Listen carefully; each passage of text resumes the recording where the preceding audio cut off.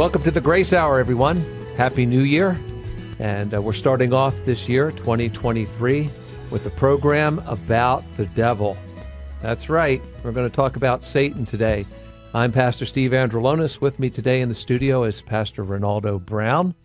And this is a program that, dives into the believer's daily challenges and helps him learn things in a practical way. So it is very practical to know who your enemy is.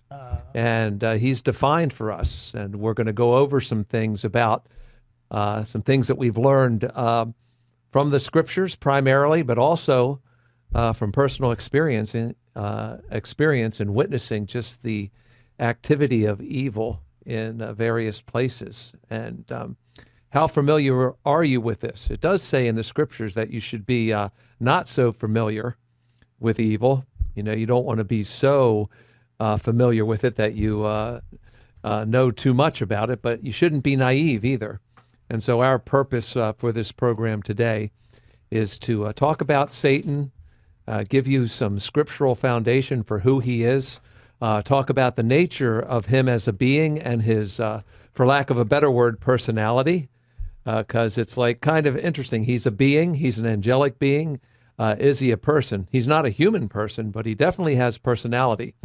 And so I'm going to let Pastor Ronaldo lead off with some of this discussion about the personality and who he is, and we'll see where this takes us in this discussion today. So thanks for being with us. Thanks for being a part of the Grace Hour audience. And remember, if you miss any part of this, you can go to YouTube and gracehour.org and Facebook and see the replay of this. It'll be archived at a certain point today. So thank you. Pastor Ronaldo, the personality of the devil. Well, you made a great point there. You mentioned the activity of evil and the devil. And for many people's minds, they're the same thing. There's a lot of confusion about the person of the devil. The Barna Group just did a survey recently. They asked roughly 2,000 evangelical Christians in America about the devil, and 62% of them believe that the devil is the symbol of evil, and not an actual individual or person, but just whenever you want to speak about something being evil, he's kind of the face of evil, but not a person. So it's kind of like, okay, when you do wrong, he's a symbol. So there's a lot, even among the church, there's a lot of disbelief and misunderstanding about the devil. C.S. Lewis said it like this. He said, the two great errors concerning the devil are, number one, the disbelief that he doesn't exist. And he called that person, I think it's in Screwtape Letters, he called that person a materialist. And then he said, those who believe but have an inordinate amount of attention paid to the devil. They kind of fixate on him. And he called those magicians. And that tends to be the two extremes of Christianity. You have a lot of Christians who live like there is no devil. And you have a lot of Christians that all they talk about is the devil behind every door, the devil in this, and it becomes kind of charismatic and demonstrative and even borderline cartoonish that there's a devil involved in everything. And both extremes are wrong. But that's the heart of man in John 13. Wash me all over, don't wash me at all. There's a devil in everything. There's a devil in nothing. I think a good balance would be, and this is a great foundation for the show, is Romans chapter 16, verse 19, that we can be wise to the good and simple to the evil. The word there for simple, it means unmixed. It means I'm not ignorant of it, but I'm not focused of it. I'm not afraid of it, but I'm aware of it. It's kind of like when you walk outside and there's the possibility that you could experience crime. There's a possibility that you could experience mayhem. You don't walk out the house with that mindset, but you're mindful. And that's a great way to put it. We as Christians, we don't have a mindset towards evil, but we're mindful of it. We know that there exists, and we know that there's a devil, as sure as we know that there's a God. And I think the lack of understanding about this person, and he is a person, the devil, the lack of understanding about him, the ignorance about him is why there's so much disbelief in him. So I was thinking in terms of this word personality we're talking about today. If you don't see Satan as a person, then it's hard to ascribe the characteristics that people say that he has. So let's define what a personality is. A personality, by definition, is a amalgamate of consistent characteristics that a person displays over a period of time. And we begin to ascribe that this is like, okay, he's loud today. He's been loud for 10 years. Okay, so being loud is part of his personality. So when you look at a person's personality, what are their consistent characteristics? The greatest measurement we have of the characteristics or personality of the devil is the Bible. The Bible gives us the biggest historical consistency about his character that we can find anywhere else. And when you read Ephesians chapter 6, verse 11, and Revelation chapter 12, verse 9, there's a specific word that kind of describes what Satan does. It is deceive. He deceives.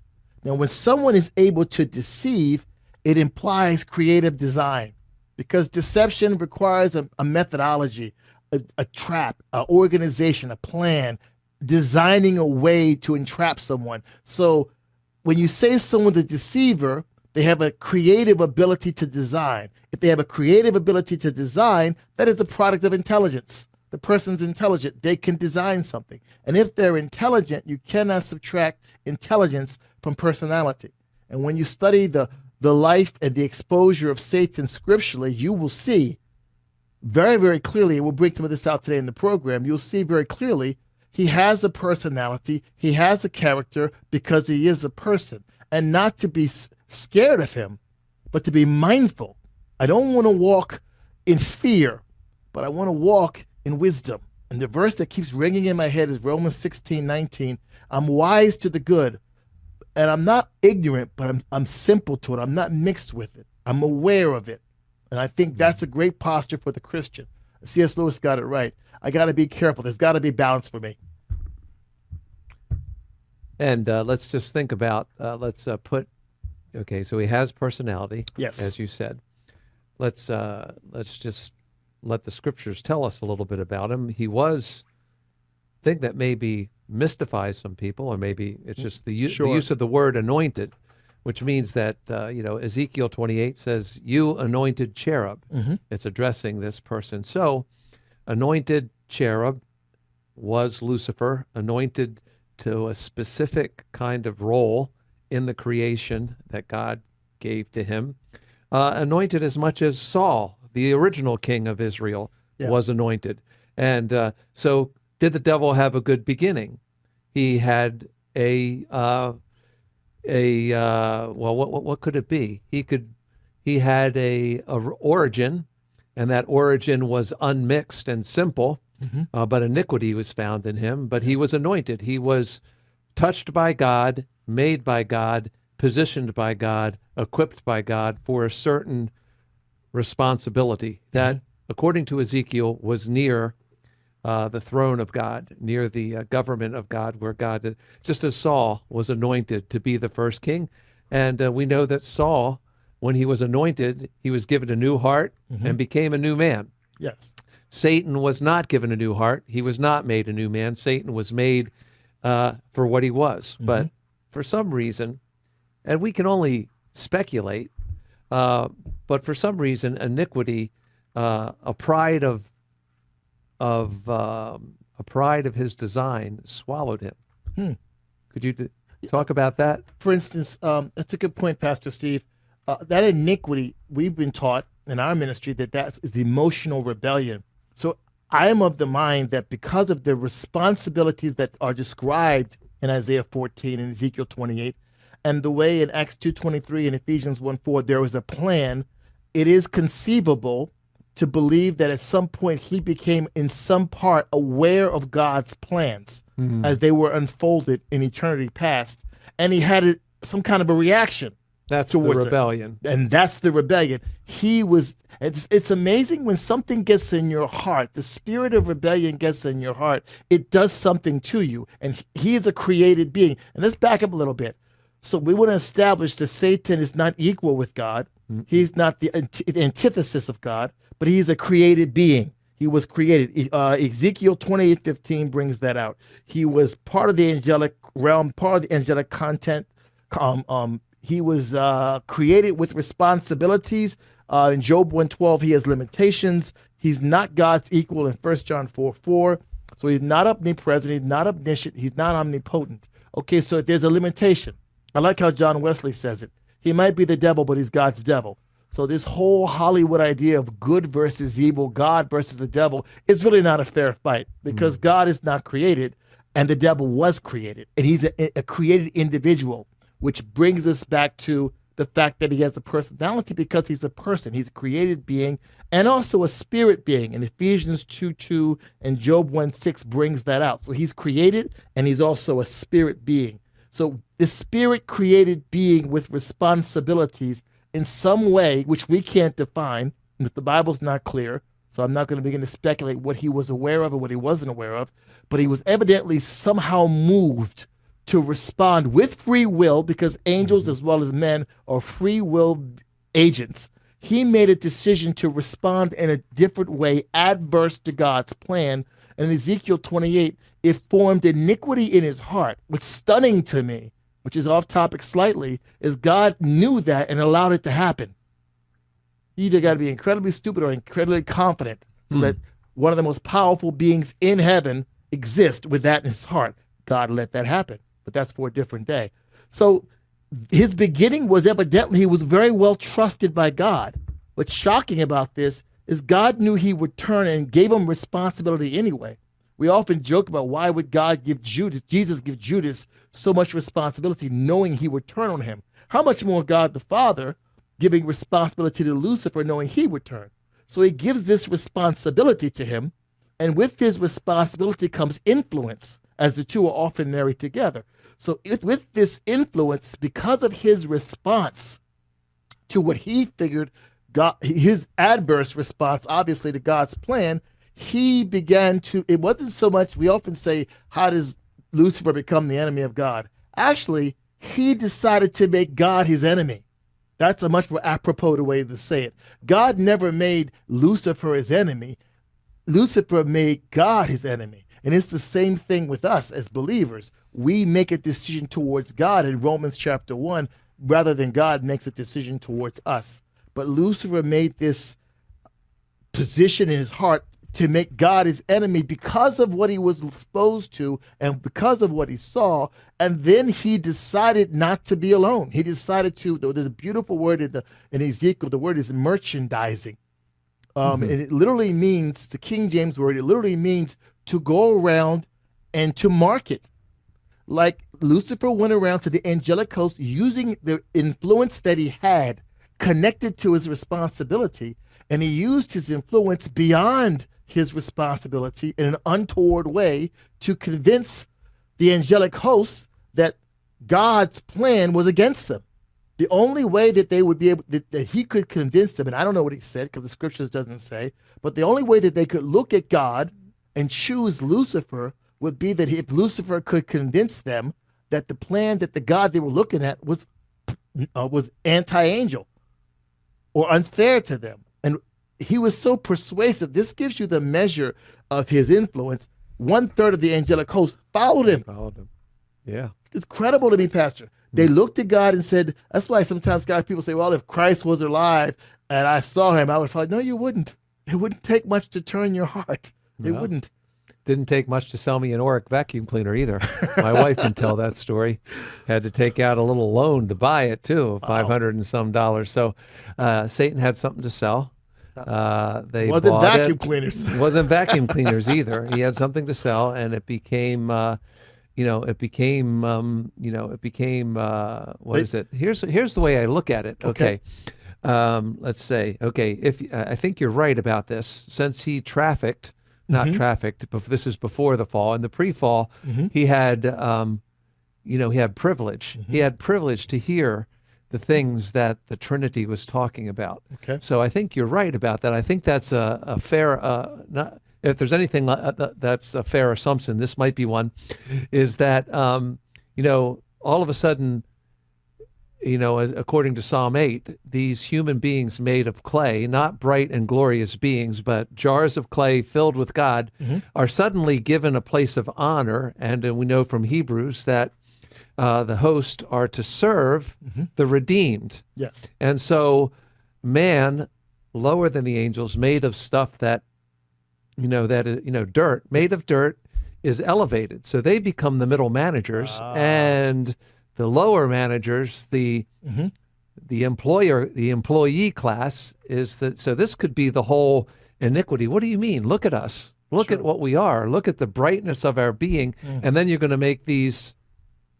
and maybe it's all related. It could be like that. You could see, because we know how our own hearts work. Someone gets to do this, and then we start on a path of jealousy, and then envy becomes the rottenness to our bones. It's the same thing. The jealousy of what God was giving to human beings ate them up.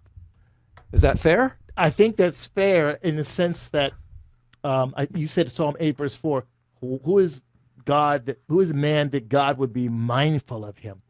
The Son of Man that he would come visit him.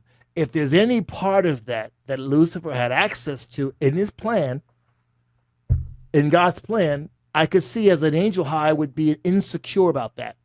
Yes. I would live comparatively, more specifically maybe in relative righteousness, depending upon how much I was exposed to it. But you can see how evil entered his heart. And that's very good to say. Let's make this distinction again. Satan is not the symbol of evil, okay? Satan is actually the first victim of evil. If I could say it that way, that might be controversial. A victim of his own design. Yes, of his own design. Because by nature, he wasn't created evil. No. That's the thing. That's why I'm saying he's the first victim of evil, his own. And frankly, for the human race, we're the first victim of our own evil. It's the same thing that applies to us. It's not the devil. It's not other people. It's me. And it happened to him. And what's shocking is that it happened in a perfect environment. There was nothing around him, no stimuli that could suggest evil. But his response is what sowed the seed. And it's the same thing in the garden. There was nothing around Adam and Eve that would suggest evil. But there was something in her perfect heart at the time. There was, because of free will, there's always an opportunity for evil because of free will. The same reason why Eve fell is the same reason why Lucifer could fall, because of free will, the opportunity to choose, and to choose wrongly and respond wrongly to what I'm exposed to. So somehow you can see how possibly the most powerful angel in heaven, possibly the greatest created being under the Trinity, could suddenly make God his enemy. And that's who he was. That's who he was, and that's what he became. And then here's what happens. Once you have this in your mind, it becomes the self-fulfilling prophecy that if I describe God's plan according to my interpretation, which is what he did, he trafficked his interpretation of God's plan, I have to keep proving that. Yeah. And right now, this is the devil's plan. God's plan is different. Satan's plan is to prove the corruption of God's plan. That God's plan is not what he says it is.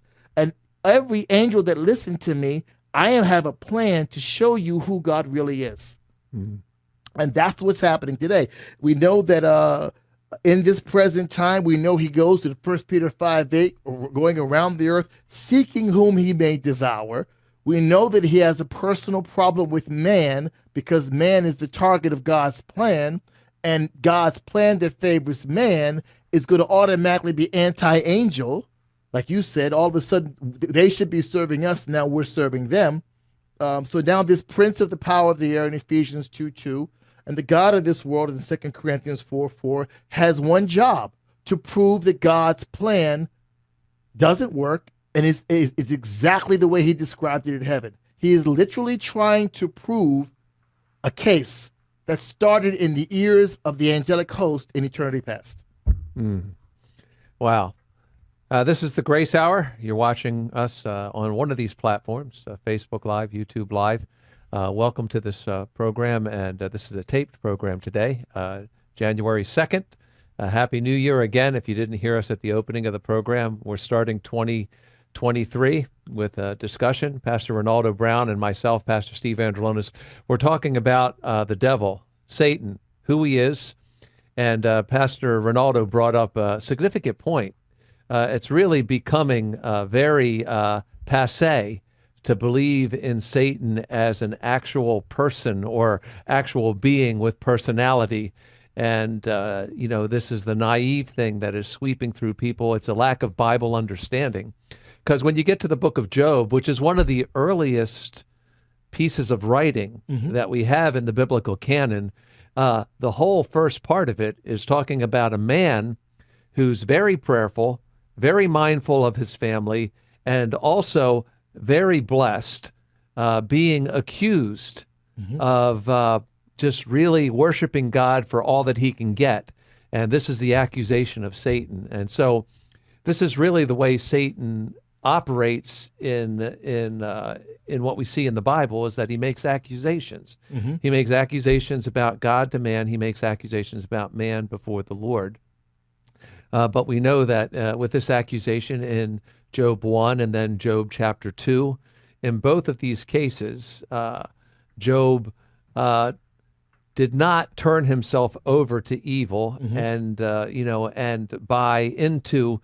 He did not curse God. He questioned God. He complained to God. He lamented to God again and again and again, all through these chapters. Even when he was being, what's the right thing? Getting tortured counsel from his friends, so-called friends. In that point, Job did not curse God, which is what Satan's accusation was. Now, let's put this into perspective. I think maybe you can put this into perspective, like the accusation program of Satan. It's really the thing that drives all evil. Yes, let's do two things. Number one, once again, let's separate evil from Satan. Satan's not the only cause of evil.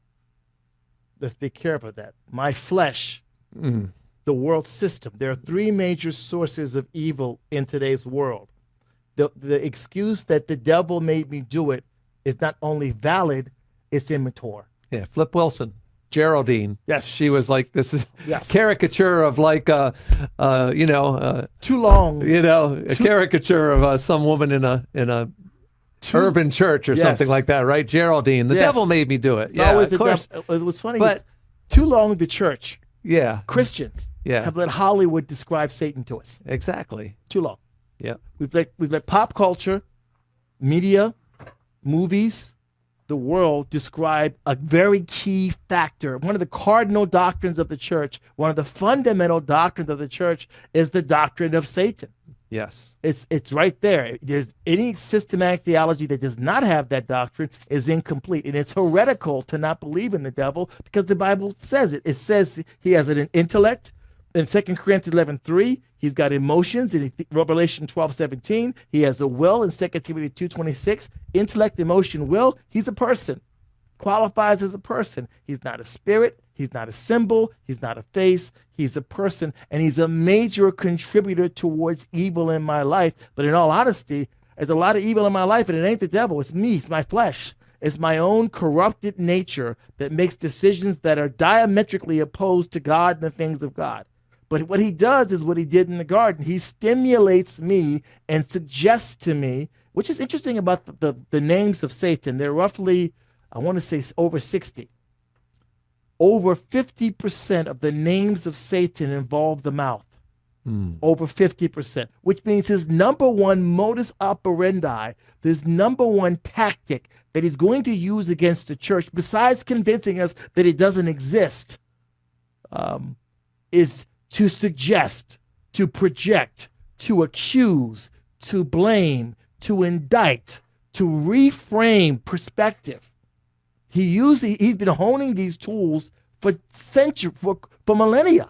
He did that with the angels. He had nothing tangible in his hand to give the angelic host, but with the power of his mouth, he persuaded 1/3 of the angelic host to follow him. If he could convince perfect angels to follow him, how much more you and me? But D.L. Moody said it best. I believe the devil exists for two reasons. Number one, the Bible says so. And number two, I've done business with him. That's D.L. Moody.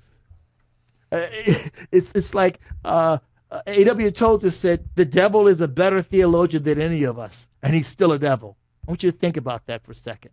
There's things that we should know about. He knows about them better. And sadly, one of the things we don't know about is him. He hides in plain sight. And though the church says the devil, the devil, the devil, we always point to evil, evil, evil, sin, sin, sin, and we don't understand that there's a major contributor that's involved. But once again, I want to reiterate this again. He's not the cause of all evil. but he's a major contributor towards evil. He promotes it. He blinds minds in 2 Corinthians chapter 4. He tempts. He deceives. John 8:44. He lies. He's a murderer. He roars. He intimidates. He deceives. He traps. He takes people captive at their will. 2 Timothy 2:26 is an amazing verse. It says he takes people captive at his will. Mm. He literally takes his time. It's kind of like when he went to tempt Jesus in Matthew 4. He said he'll come back for a more convenient time. Like he's actually sitting back and waiting. And let's be aware of this also too. As he functions in his plan to convince us to God that we're not worthy of whatever plan he has for us, and to convince God to us that he's not who he says he is. He was to tell both sides that neither one of us is worthy of any kind of plan of redemption. While he's dissuading both sides, he's using tools and weapons of persuasion. He's using deception. He's not omnipresent. He can't be everywhere present, but he has an army of demons that he uses throughout the world in Ephesians chapter 6 through 12, with a vast communication system that functions very well together. There's no disunity in hell, in the demons and the devil. They're united in what they do. There's no discrepancy. There's no adversarial relationship. There's no competition, which is scary. There's no competition. He's not omnipowerful. He needs God's permission to do whatever he does. He needs to be authorized by God. And in 2 Timothy 3:12 and 13, he will increase in authority. The word there talks about evil getting stronger. The word there for strength is the word of authority. He will increase in his authority. He'll have the authority to do things that today that he didn't have authority to do 25 years ago. And that's why you see the manifestations of evil growing and growing, because he's getting more authority, and God is allowing that according to his plan. But he's not omnipotent, but he has a waxing power. Number 3, he's not all knowledge. He's not omniscient. He doesn't know what you think. He cannot read minds. He doesn't know when you're going to die. Hebrews 9:27, only God knows that. There's large portions of information he has no clue about. But he's a good student, and he's had a whole lot of practice. He's refined this thing for 10, 15, possibly 8,000 years. So what he's been doing works. He's been tracking the church since its inception, since its prophetic beginning. So he's currently working, again, 2 things: to speak to the church, speak to the world about God in a corrupted way, and speak to God about the world in a corrupted way. And you find that in Job chapter 1, and you find that in Revelation chapter 12, and 1 Peter chapter 5, 7 through 8. He makes war. He performs miracles. He has incredible knowledge. He deceives. He lies. He has organizational ability, which is shocking, the level of organization that he has between his demons and hell. He does tempt, and there's an interesting mystery about the way he tempts. He studies your life, basically. He studies the government. He can cause miracles. He can cause physical suffering. He has the ability to put suffering on people as God allows him, take it away. He works in wicked. He works through wicked people. There's a lot of personal connection he has with his plan. But I will also say this again. He is accountable. He's accountable now. He's accountable in the future. He's accountable to God the Father. He cannot exist beyond the permission of the plan of God in the time that he operates. Meaning he has more permission in certain areas at certain times. God has the ability to rein him in. I said it earlier, I'll say it again. John Wesley said it best. He may be the devil, but he's God's devil. He is a dog on a leash. No matter how much he yells and barks, he's a dog on a leash. He's going to grow in power toward the end of the church age. At the end of the church age, when the tribulation period begins, through this ungodly trinity, which is the Antichrist mimicking Jesus Christ, the devil himself mimicking God the Father, and the false prophet mimicking the Holy Spirit. There'll be an unholy trinity reigning on the earth for 7 years. And then at the end of that period, there'll be a response by God. The devil himself will be cast into the abyss. He'll sit there into the abyss for 1,000 years during the millennial reign. Then he'll be released again for a short time in Revelation 27 through 10. He'll launch one final major assault against God himself. He'll lose that assault. And then in Revelation 20, verse 10, he'll be cast in a lake of fire where he will not be eliminated. He will not die, but he will be tormented day and night in the lake of fire. That is his timeline, really. Yeah. He knows his time is short. This Yes. is why he rages. So why is he so active right now? Because his time is limited. He doesn't have all knowledge, as the point you made. I find it interesting when we read through Ezekiel 28, we find these words here about Satan. Your heart was lifted up because of your beauty, corrupted yourself by the wisdom of reason, your brightness. But then it says this, verse 18, Ezekiel 28, it says, you have defiled your sanctuaries by the multitude of your iniquity.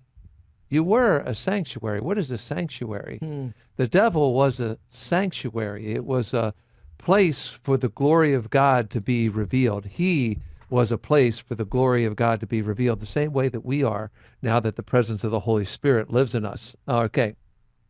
Then it continues. It says, you defiled the sanctuaries by your traffic, the iniquity of your traffic, your merchandising. Then it says this, interesting, which speaks to the idea of the iniquity, something coming from out. And it says that God will bring forth the fire from the midst of thee, and it shall devour thee. And I will bring you to ashes upon the earth in the sight of all of them who behold thee. And all they that know you, will see you, see your collapse. And then there'll be, like you said, the lake of fire will be his final destination, because everything that God makes is eternal. I don't think we realize this, that, we seem to think of things being evaporated and reduced to nothing, but every molecule, every atom, whatever the minute parts of atoms are, they are all eternal because they came from the voice of God spoken into existence. But this is things. There's a fire in the midst of Satan that is raging, and it will eventually devour him. Sort of like, right? You could say something to this. Yeah. Sort of like what's involved in all of us. C.S. Lewis said, like, it's either, it's either thy will be done or my will be done. And if you let my will be done, then you will implode, basically. It's like human beings. And it seems like anything that, the beings that God gave this rationality to, the ability to respond to him, and and have an exchange with him, when they turn inward on themselves and only devote themselves to themselves, then this is the collapse that happens. Yeah, it's like the privilege of free will becomes weaponized against me. And I literally use my free will instead of targeting it, it is divine purpose to know God. I use my free will to know myself. Jeremiah 10:23, it's not within a man to know himself, yet I try. Yes. Because there's a personal glory and this is what glory and pride hides under. It hides under curiosity. I'm curious about me. So because I'm curious about me, I lose my interest in God. And then that's what happens. And I guess at Lucifer's level, possibly the most gifted of all the angels, the highest created angel, and obviously above men, there wasn't much for him to be curious about except for what was above him. Maybe because of where he was, the temptation was great to want to, the above. But you know what's interesting, Pastor Steve? In this America, 2023, coming into this new year, we are an achievement-driven, self-reliant, independent people. So when you present a concept, not even a principle, a concept, that my life could be impacted by unseen forces such as a God or a devil, I'm soft to that. I don't believe in that. I mean, and then all these principles of God and the devil, Hollywood has softened that. It has made it weaker. It's not so. I grew up in a generation where to talk about things like God and talk about the devil, you would tremble. Because these things were larger than life. They were like massive. It was like, you're talking about the devil. You said his name not in fear, but you said it in like you were careful because you're dealing with a supernatural, amazing thing. Now we use it like a punchline. We use it like, he's just we become careless with it so that we've almost dismissed it. So now there really isn't no devil. It's just a myth. I mean, come on. My life is my own. I go where I go. There's no devil involved. It's just me making bad choices. There's the idea of a powerful, unseen force working against me, against who I am, despising me, hating me, only restrained by a loving God. That's completely wrong. Yeah. So it's like Satan, instead of being a person, becomes a byline or a punchline for everything wrong in my life. And it's filtered into the church. People that don't know much. One guy said to me, and I will not say where and when, I was in a church, and someone said to me, "Oh, the devil is a black guy who lives on a planet, and he just comes and does bad things on the earth." This is a Christian believer. Wow. I said to him, "Where did you get that in the Bible?" He said to me, "Oh, I just thought about it." Well, first of all, who told you truth starts from you? That's why I need a Bible-based. That's a great practice for me as a believer, is get into my Bible and learn the foundational truth of my Christian foundation. A believer should know what they believe, why they believe it, and where is it found.